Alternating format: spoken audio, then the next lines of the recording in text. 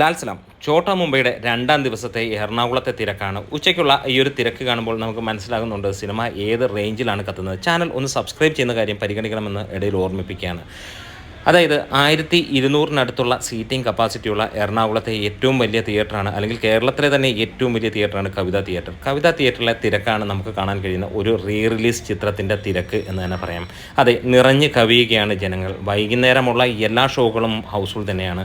അതായത് നൈറ്റ് 11:59 അടുത്ത ഷോ ഉള്ളത്. ഉച്ചയ്ക്കലത്തെ ഷോ ഹൗസ്ഫുൾ തന്നെയാണ്. അതുകൂടാതെ എറണാകുളത്ത് എവിടെ നോക്കിയാലും നമുക്ക് ടിക്കറ്റ് കിട്ടാനില്ലാത്ത അവസ്ഥ. ഇത് റിലീസ് ചിത്രമാണ്, അല്ലാതെ റിലീസ് ചെയ്ത് രണ്ടാം ദിവസം ഓടുന്ന ചിത്രമല്ല. ആദ്യ ദിനം സിനിമ നേടിയത് 46 ലക്ഷം രൂപയ്ക്കടുത്താണ്. രണ്ടാം ദിനം സിനിമ 46-50 ലക്ഷം രൂപയ്ക്കടുത്തായിരിക്കാം നേടാൻ പോകുന്നത്. ഒരു പക്ഷേ അതിന് മുകളിലേക്കും പോകും. 2 ദിവസം കൊണ്ട് തീർച്ചയായും സിനിമ 1 കോടിയിലേക്ക് എത്തുമെന്നുള്ള പ്രതീക്ഷ തന്നെയാണ്. കാരണം തിരക്ക് കാണിക്കുന്നത് അങ്ങനെ തന്നെയാണ്. എറണാകുളം കവിത ഇത്ര വലിയ തിയേറ്ററിൽ ഇത്രത്തോളം ജനസമുദ്രം ഉണ്ടാകണമെങ്കിൽ ഒറ്റ പേര് തന്നെ മതി, അത് മോഹൻലാൽ. അതെ, മോഹൻലാൽ ആരാധകരാണ് ഇമാതിരി ഇടിച്ച് കയറുന്നതെന്ന് പറയാം. തുടരുമെന്ന ചിത്രത്തിൻ്റെ വിജയത്തിന് ശേഷം അടുത്ത മോഹൻലാൽ ചിത്രം വരുമ്പോൾ അതൊരു റിലീസ് ചിത്രമാണ്. ആ റിലീസ് ചിത്രത്തിന് ആരും പ്രതീക്ഷിച്ചില്ല ഇത്രത്തോളം ഗംഭീരത. ഒരു അഭിപ്രായം നമുക്ക് നേരത്തെ അറിയാവുന്നതാണ്, അല്ലെങ്കിൽ ഒരു ജനപിന്തുണ നൽകാൻ കഴിയുമെന്നുള്ളത്. പക്ഷേ ഇവിടെ ആരാധകർ തടിച്ചു കൂടുന്ന ഒരു കാഴ്ച തന്നെ നമുക്ക് കാണാൻ കഴിയുന്നു.